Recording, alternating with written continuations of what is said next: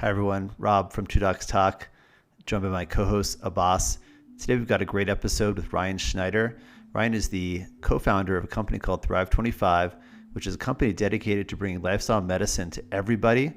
We had a great conversation with Ryan about how and why he co founded the company, and just lots of great conversation about lifestyle medicine and how to implement a plan for lifestyle medicine, which I thought was really cool. Thrive25 has a newsletter. I highly encourage everyone to sign up for it. We'll put the link to that in the show notes, and you can consider becoming a member of Thrive25. I think it's a great company, and it's going to do a lot of really cool things over the coming years. I wanted to update everyone on the status of our petition to stop Medicare from limiting access to telehealth visits. So a couple of months ago, we created the petition, and funding was extended through the end of March of this year. So on April 1, currently funding for Medicare telehealth visits will expire.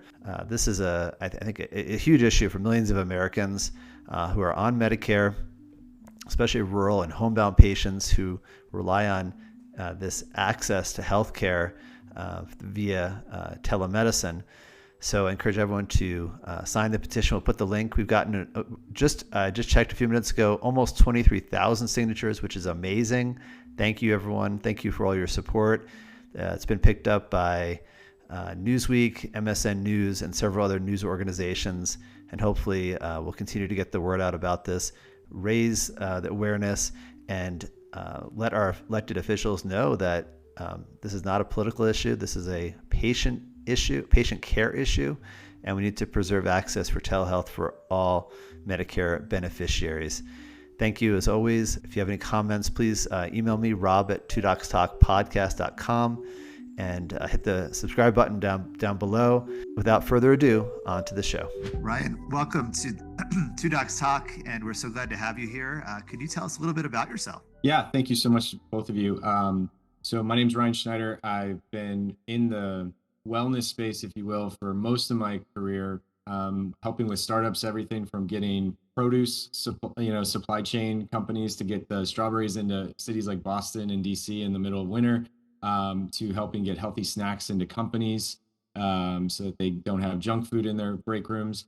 And now most recently, I've launched Thrive25, which is really around health and longevity and helping all of us feel like we're more empowered to start taking control of our health and being inspired to actually do so. So connecting more people in kind of a community of those that are like-minded that say, we really can make a difference in terms of not just how long we live, but much more importantly, how well we live, right? And what we're doing and how we're feeling right now every morning when we get up. What motivated you to start this program?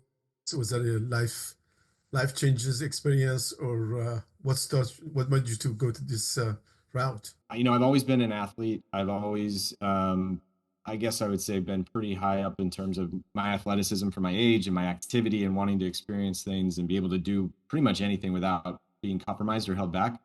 And as I turned 40, I had my second kid, my son. And, when you hit 40, even if you try really hard, things just don't feel maybe like they did when you were 25 or 30. And then you combine that with a son who doesn't like to sleep at night. And so you're just getting awoken almost every night for 6+ months. I just wasn't where I used to be. And I said two things. One, I need to be a better person today. And two, I did the math and I realized I was going to be almost 60 when he graduated high school. And in my head, I just kept thinking of all these memories of playing sports with my dad and how active I was with them. And I thought, I really need to redefine what 50 and 60 means, because I'm not going to be that old dad. I'm going to be the person that can be still playing tennis, golf, and basketball with him for the next 20 years. And so I just really decided, hey, it's not enough for me just to be advising other startups. I got to get back in the game and start my own thing and make this to where my passion, I know, is affecting all other parents who are, around the same age and realizing that same thing, and really wanting to change their future trajectory so that they don't have years of chronic disease, but can actually live their best life for a long, long time. Was there like one moment that like made you say, I'm just gonna go for it. I'm gonna do this. Was there like a day that you said I'm gonna, or a health issue of yours or someone else's, or a day that you said I'm just gonna go for this? I don't know if it was a health. So like I said, I had been in LA and San Francisco doing startups, and then we moved to Florida to have support from my in-laws for my two kids now. My wife grew up here. And so as I hit the reset button in my career, I was really just being an advisor. I was sitting on advisory boards and actually boards of directors and being an executive coach to other founders and entrepreneurs. And I thought to myself, not quite ready just to be in the mentor part of my career. I still have a lot to give. I still want to be a builder. I still want to be actively in it. And so I started looking very, very seriously at what are the pain points around longevity and health, and what are all the people around me experiencing that there's still a gap that needs to be filled. So after a lot of research and a lot of writing of newsletters and kind of getting feedback from people, we kind of launched a formal Thrive25 product on top of our newsletter. And that's where we are today. And we're just about to launch to the world to tell them what we have. And so, Ryan, I'm really fascinated to hear what you've created with Thrive25 and how you've implemented this. I know it uses an app and it has AI components. Could you tell us a little bit about what you've put together and how can people access it? Yeah, absolutely. So you're right. I think our goal was to be much more affordable and accessible for the average person to avoid the need for cash-based services, whether that's testing or longevity clinics, functional medicine doctors, and saying, how can we leverage what I'm already paying for in my premiums? Because, under the Affordable Care Act, there is a lot of preventative health I can get, but I need to know the right questions. I need to know when to go. I need to know how to make the most of that. And then let's say I get a physical and I get biomarkers, it's an eye chart. And then everything's probably in the normal range and I didn't get any value out of that.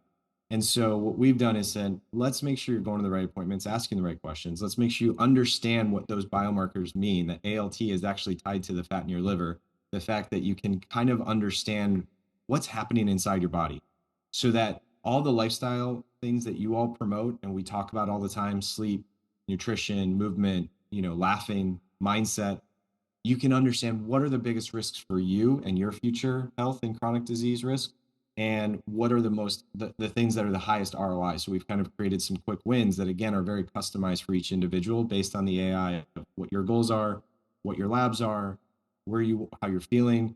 And so it's taking advantage of both technology and existing medical information. You don't have to go pay hundreds of dollars out of pocket for labs when, yes, your doctor might not give you everything. We all know there's certain doctors that are more progressive or not to give you all the biomarkers, but you can get a whole big panel as covered under your insurance. And it's just a matter of understanding it. So that's kind of the baseline of how we can help you pull your data together, and you can start to take more control of your health for what it turns out to be more like pennies a day, as opposed to, again, having hundreds or even more often thousands of dollars out of pocket for those things. So the lifestyle changes is very, very difficult. What I have found, the people, the home, how they grow up and stuff like that is very.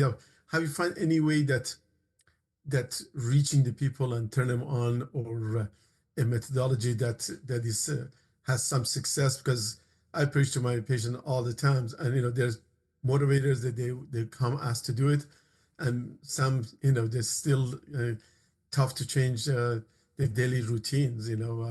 So have you found anything that has been successful and to implement? Yeah, it's a great question. And you're totally right. Look, at the end of the day, the intrinsic motivation has to be internal from that user. They have to know why they're focused on that. But I'll give you an example of even my dad, who he was, like I said, we played all sports growing up. He was an athlete. He's always been fit. But he's never truly, I think, in that older generation, made the connection between everything he's eating, his health, right? Like he's just, he'll enjoy his milkshakes or he'll enjoy cold cuts and processed meat or what have you. But when I was able to then show him the specifics around maybe saturated fat in his ApoB score, and then ApoB to potential heart disease, right? Or his A1C being a little bit higher than it should be, and the specific things he can do to lower that, all of a sudden the competitive juices in him said, I don't want a score that's going to be into the yellow or even red category from my biomarkers. And now you're telling me there's something specific that I start doing these things, I can go get that score again and see that it's going down.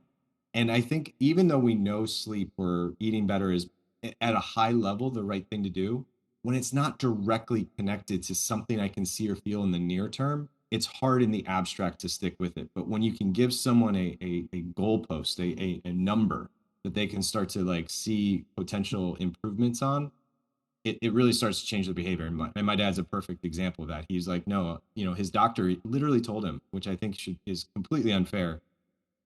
He was not pre-diabetic, but he was so darn close that he's in the green. And so everyone, it's fine, right? I think you all seen, like, if one is 5.6 A1C, oh, okay, no problem. Once I hit 5.7, that is an issue.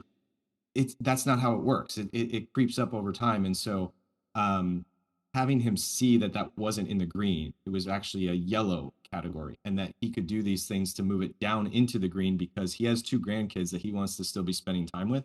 Now all of a sudden it's not just, oh, I should probably do that if I get around to it. It's like, no, I have to do these 3 to 5 things because I need to have better metabolic health so I can go on a hike to Machu Picchu with my wife, or because I want to play with my grandkids, all these types of things.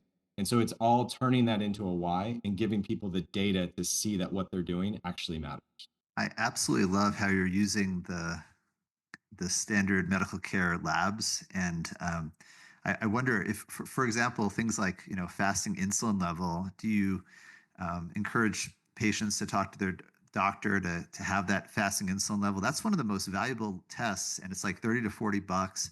Most doctors don't order it because we don't know what the ideal number should be, but I think most agree that less than 10 is probably where you need to be. Some say less than 5, but uh, if it's 15, you have an issue. And so, do you encourage both patients to bring some additional labs to have their physician draw that? We absolutely do. So we've got both a medical advisory board that we partner with specifically, and then we're just getting research out there. I mean, from all the PubMed studies, from all the leading medical researchers. And like you said, we're very much aligned with, like, hey, if you're below 6 in fasting insulin, absolutely probably in the green. And if you're below 10, yeah, it's probably safe, but you got to be a little bit, not complete consensus there. And then if it's above that, then that's something to pay attention to as a more of a leading indicator than fasting, glucose or some of these others. We're talking about the triglycerides versus cholesterol, right? Like all of these things that actually matter. That's exactly what we're doing. And we're putting it into layman's terms so that people can see. I mentioned ALT as an example earlier. What do all these acronyms? What does it mean? Why is it important to me? And what should I do about it? Right. And we put, and I'd be excited to share with you exactly what our interface looks like to bring this down so that even a 5th grader could kind of see, oh my gosh, now I get it, right? Like, these are my metabolic numbers. This is how it impacts how much energy I have. Here's my heart factors.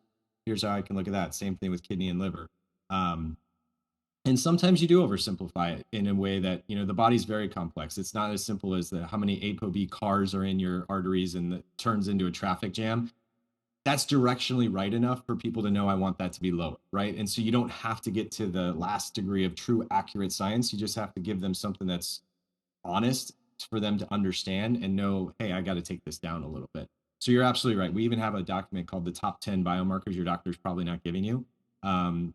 Like you said, fasting insulin, ApoB, some of these other factors that really matter. Even sometimes, getting people to give you, your C-reactive protein and some of those things for inflammation. Like, unless you're asking for these things or showing symptoms, your doctor is typically thinking of risk in the next 3 to 5 years. And I love what Peter Attia talks about. He's like, I don't care about that. I care about the next 25 years, right? This is my life. This is about me. I'm just another number.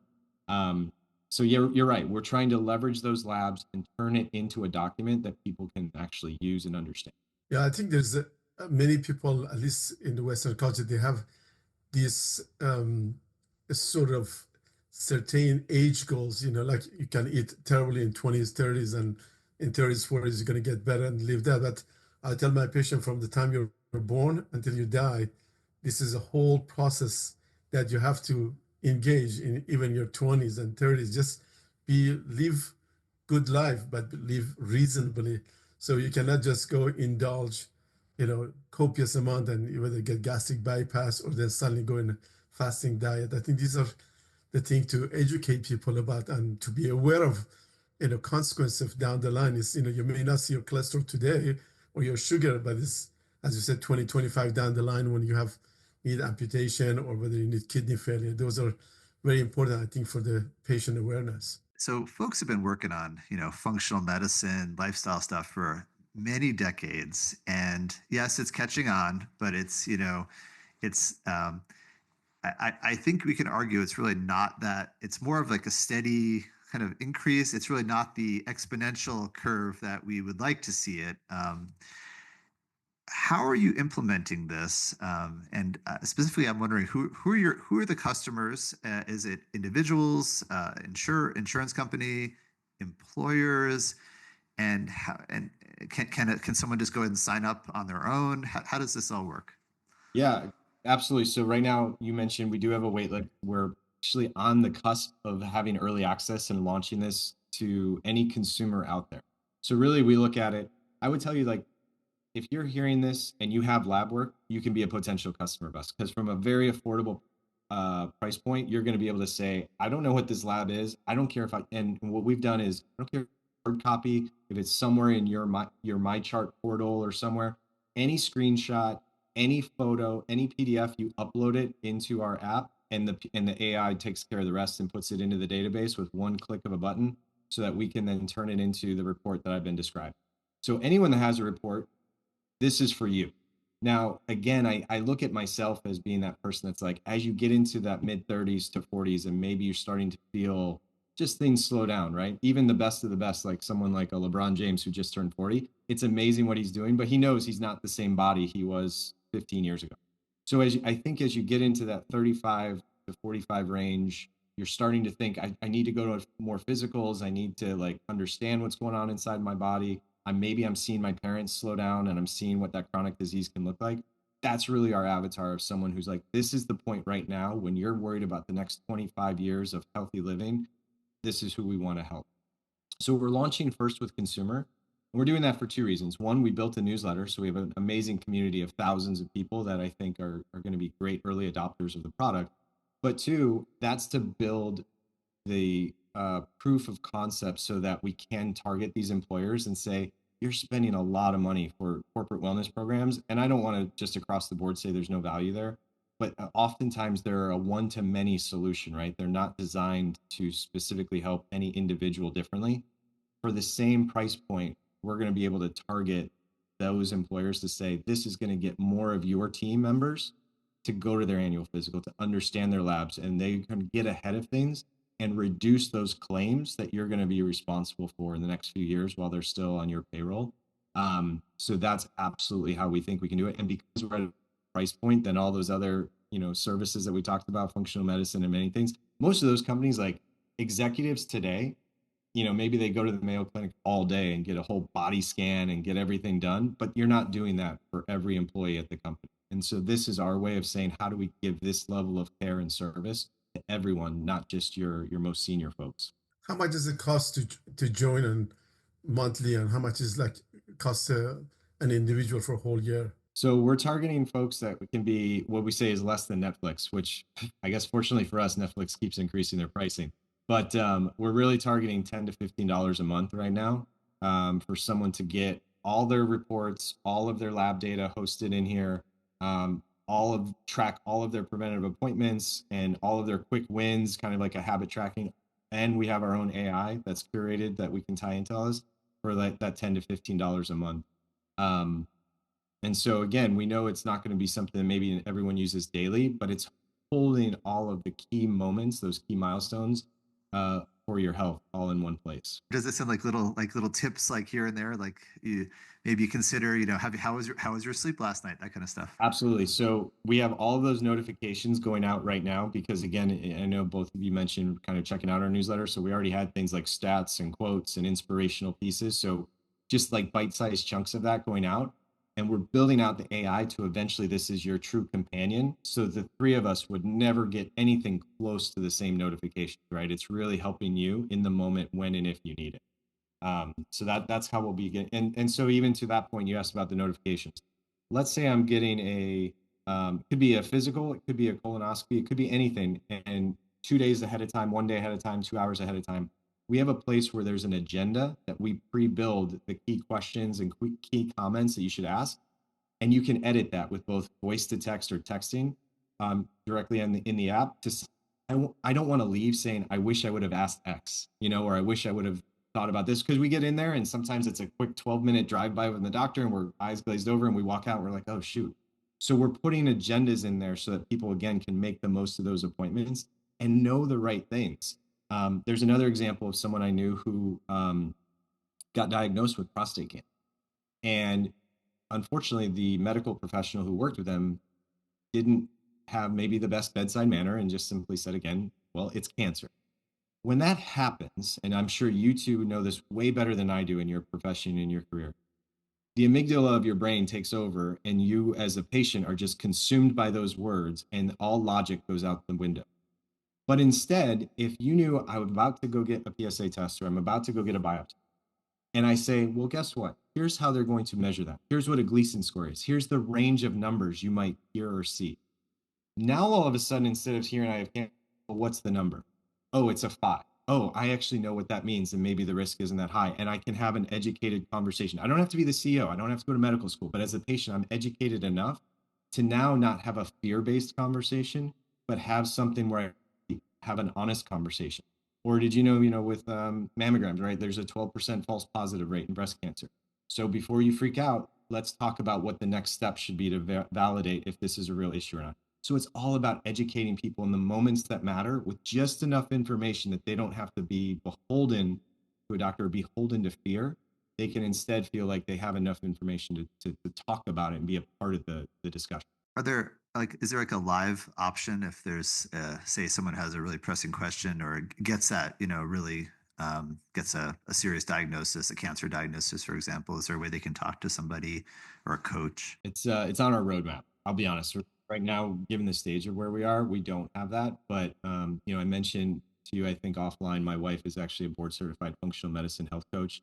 And I think there's invaluable information both from people that have medical expertise and just the ability to have empathy to talk to people that are going through these things. And so that is absolutely something that we see as a valuable piece in the future of this product. Yeah, I don't know if you've checked out have you ever looked at the product, the Tony Robbins product, Life Force? Have you seen that one? I do know them. I know the CEO. I know some of the investors in that as well. Absolutely. Yeah. So I did that for like a year, and it was interesting, but I found it it's very lab heavy. And then there's a consultation with the doctor like every, I think it's 3 months, but it just wasn't, I didn't really feel like there was enough time to really go over all the labs. And oftentimes the conversation went off in tangents. It was just it was not the best. So this might be a little, I kind of like what you're doing because it can be shorter, more focused sessions about, okay, let's talk about ApoB. Let's talk about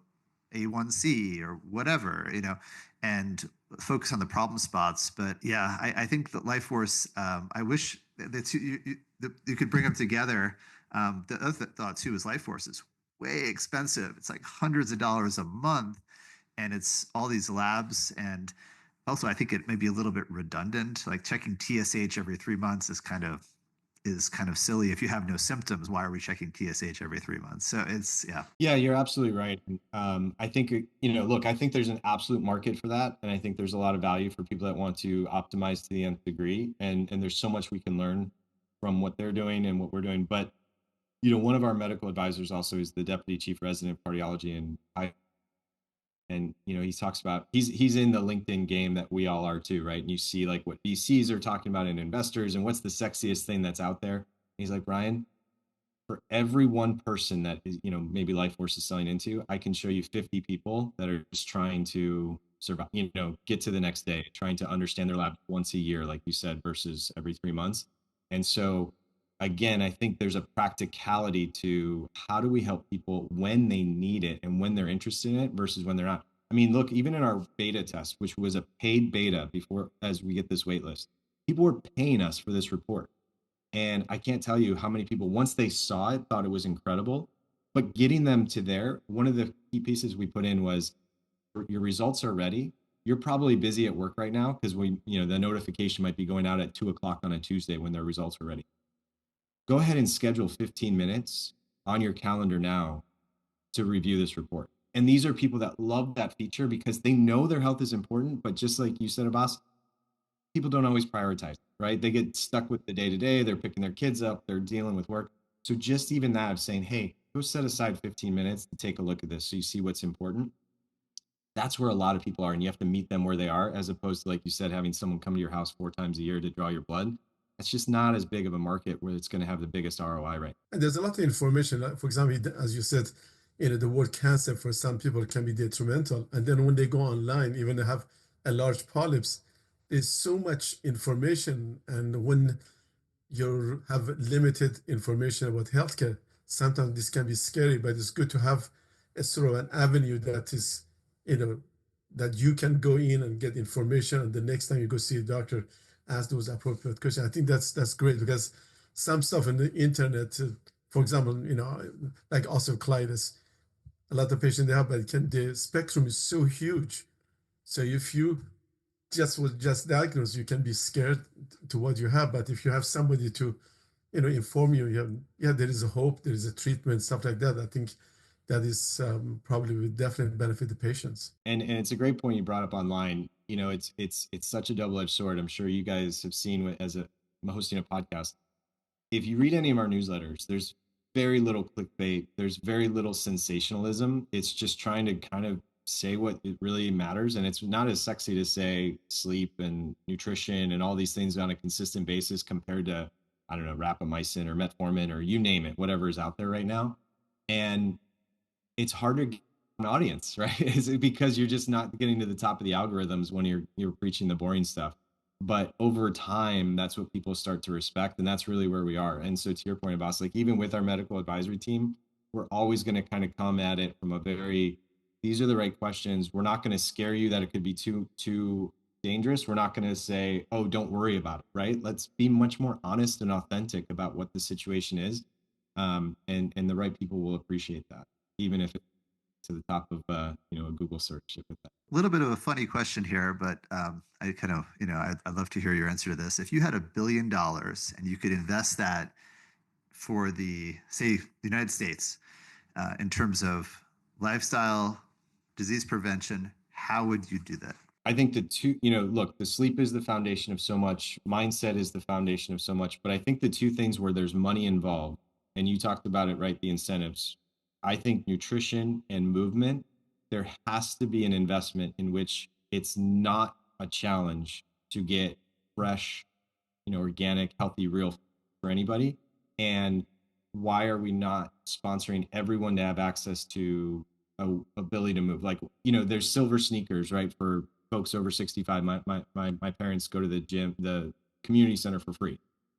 Why is that over 65, right? A third, everyone in the country should have access to or subsidized ways in which they can go to, a gym of their choice or a workout of their choice. And so I think it's investing in those things where we're just in a very challenging world where we don't have to move if we don't want to, because we've created such a world of convenience, and we're inundated with ads for bad food, with driving down the street and seeing fast food outlets and all these things that we have to say no to all the time.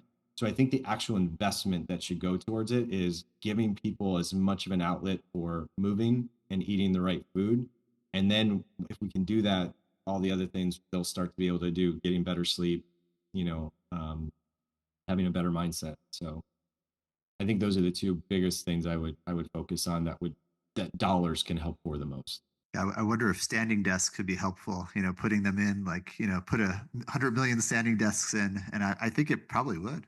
It's been such a difference. I used to work from home, and we're getting bigger, and I have an industrious office here, and I haven't yet invested in the sit-stand desk that I had at home, and I notice a huge difference. Absolutely. It's crazy how much I'm sitting. I come home, like, oh my God, I'll go for a walk, and I know, it is. It's just, we've built a whole economy around things we're not supposed to do, which is sitting, right, in this and staring at a screen, inches in front of us. And so giving your eyes a break to get outside, getting fresh air, getting sunshine, moving your body. I try to take walking meetings as much as possible. But like you said, you have to make such a conscious effort. It's so easy to wake up, sit all day, stare at a screen, eat dinner, sit on the couch, watch TV, go to bed, and do it all over again, right? And it's a cycle we have to absolutely break for a lot of people. And office work today is as bad as smoking cigarette or almost carcinogen to your body. Down over there, from demineralization of the bone to the lack of activity for your lungs. And I see it all the time with fatty liver. They try even healthy because just sitting on the desk all day and not doing anything, we get so much bloatiness and discomfort. Yeah, so I think it's just the lifestyle. I think is the key thing, that accept what you are, and hopefully you can the problem is we work so hard, so much, and then you have a time you go home, you eat and pass out, and just and some people for survival is that. So we can just, as you said, have a little option that yes, at your break you can eat a pizza, or you can go for a little walk and have a salad. So options that'd be great to have. And it starts at the top for every company. I've been an advisor and a consultant. And look, I know as a startup, I'm working too many hours, than I should be to get this off the ground. But as we hire folks, as whether they're 1099s or W2s, you build that into your calendar and then you help them build it into you, right? Like, no, I want you to go for a walk at lunch. Like, that's part of it. I know you'll be more productive in the afternoon. I know you'll feel like you want to stay working with this company for a long time. And it is caring about the health of your team, and knowing that makes them a better person, that makes them a better colleague, that makes them a better partner. And so the people that are dictating your time need to be, I think that we have to see there's an ROI to all of that. More than anything, just better members of community when we have better health. I have one time my parents they came to visit me, and I was a fellow at LSU, and my parents asked me, "So are you gonna come home for lunch?" I says, "No." He says, "How could you function? How could you be a doctor in the afternoon if you have not had a proper lunch and rest?"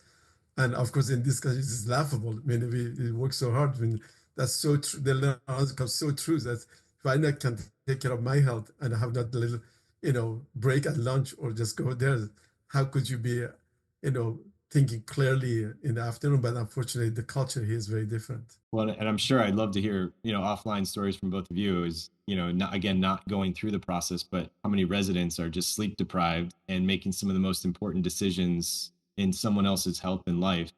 And yet that still exists, right? In terms of like, we're going to push our residents or anyone going through the process as you get your MD. And it's like, haven't we learned that we shouldn't have people with the same mindset of someone that's driving drunk, like kind of going through that? Why are we pushing people unnecessarily, So. No, I like to study the people go to doctor's lounge in the hospital and take a picture of what the food is availability. So that's what you learn. So it's that's what you preach. So how can people go ahead? Sorry. No, I was just gonna say I couldn't agree. When my wife had our second child, she delivered in a hospital.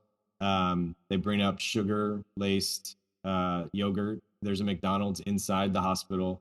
I looked at everything they wanted to give her, and I'm like, why are we feeding her just simple carbs and sugary fruit juices like the whole time when she couldn't need more nutrients, right? As giving birth, right in that moment, and yeah, that disconnect was kind of baffling to me that I had to go out to Whole Foods, come back with our own food and say, here's your breakfast, like.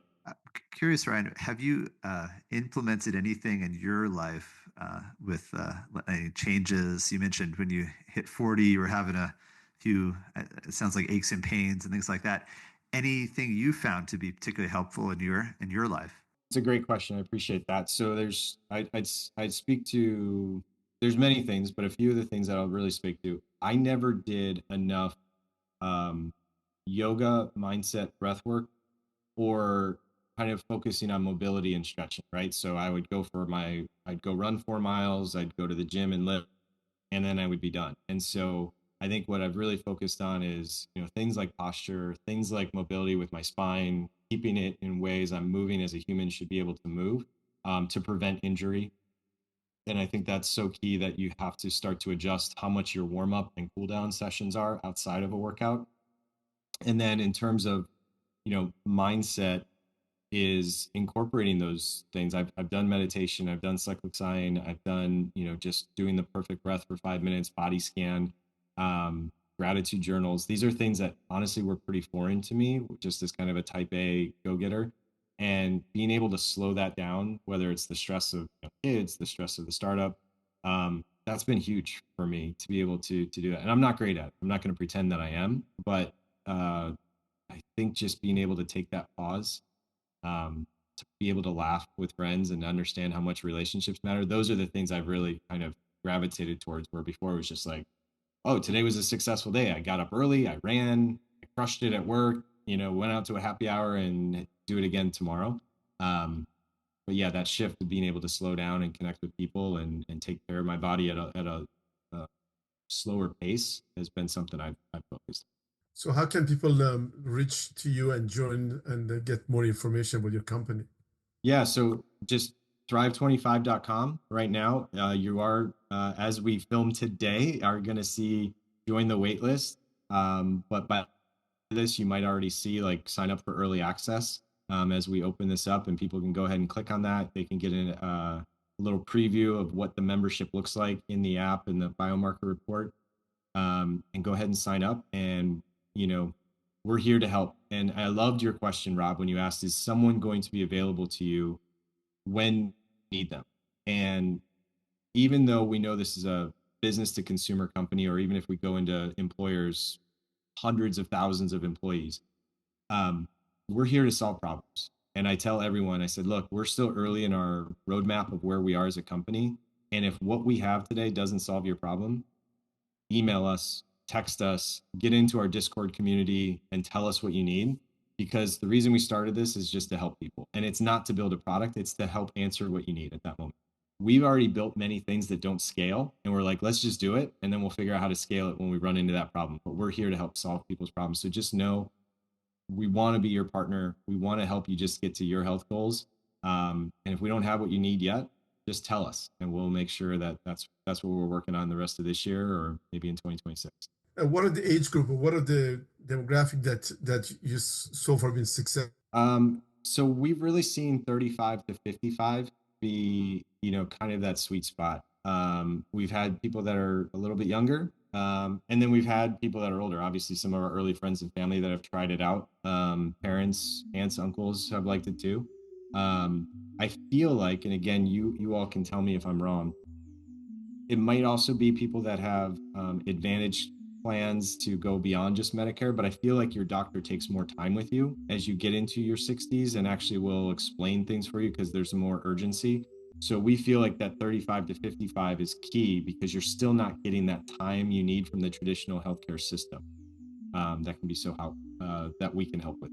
Thank you, Ryan. That is just incredible. We'll have all the links to Thrive25 in the show notes, and we would also love to be able to get whether if you have a trial version or to see your platform. I think that would just be really exciting. Yeah, and absolutely. This week I'll be sending both of you all invites to get into the program for sure. Thank you so much, and we'll hope to have you on again maybe in a few months. We can just to see how this is going and what how this develops over the next couple years. So thank you again. Yeah, and thank you, and I appreciate you all doing this podcast. Like I said, promoting the lifestyle medicine, coming at it from you all having the education of what traditional medicine can do, but also the power of lifestyle. The more people that are spreading the word, the better. So thank you for what you all are doing, and appreciate the opportunity to be a guest with you.